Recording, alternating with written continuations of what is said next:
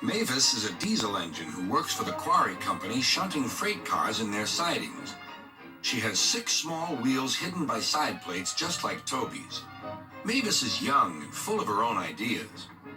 She loves rearranging things too and began putting Toby's cars in different places every day. This made Toby cross. Freight cars, he grumbled, should be where you want them when you want them. Fiddlesticks, said Mavis and flounced away. At last, Toby lost patience. I can't waste time playing hunt the cars with you. Take them yourself.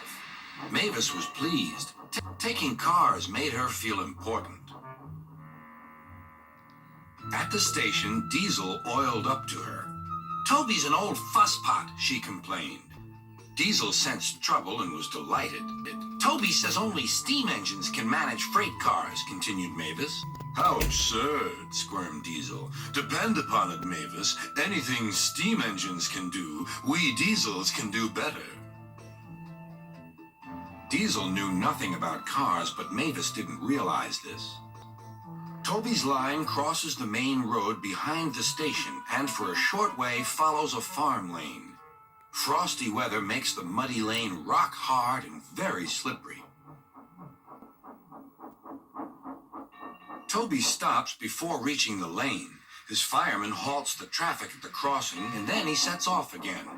By using the heavy cars to push him along, he has no trouble with the frosty rails in the lane and across the road. Safe thing to do in this kind of weather. Toby warned Mavis and told her just what to do. I can manage, thank you, she replied. I'm not an old fusspot like you. The freight cars were tired of being pushed around by Mavis. It's slippery, they whispered. Let's push her around instead. On, they yelled. Mavis took no notice. Instead, she brought the cars carefully down the lane and stopped at the level crossing. All traffic halted. One in the headlamp for fusspot Toby, chortled Mavis. She had given the cars the chance they wanted. Hold back, they cried. Grrr up, ordered Mavis. The cars just laughed and her wheels spun helplessly. Workmen sanded the rails and tried to dig away the frozen mud, but it was no good. Everyone was impatient. Grrr, wailed Mavis. He was in the yard when he heard the news. I warned her, he fumed. She's young yet, soothed his driver, and she can manage her cars herself, interrupted Toby. They're your cars, really, his driver replied. Mavis is supposed to stay at the quarry. If Sir Topham Hatt finds out... Yes, said Toby thoughtfully. He and his driver agreed that it would be best to help Mavis after all. An angry farmer was telling Mavis just what she could do with her train.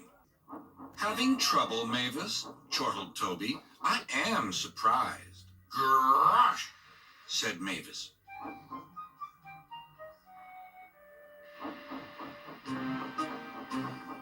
With much puffing and wheel slip, Toby pushed Mavis and the freight cars back. The hard work made his fire burn fiercely, and his firemen spread hot cinders to melt the frozen mud. At last, they finished. Goodbye, called Toby. You'll manage now, I expect. Mavis didn't answer. She took the cars to the sheds and scuttled home to the quarry as quickly as she could.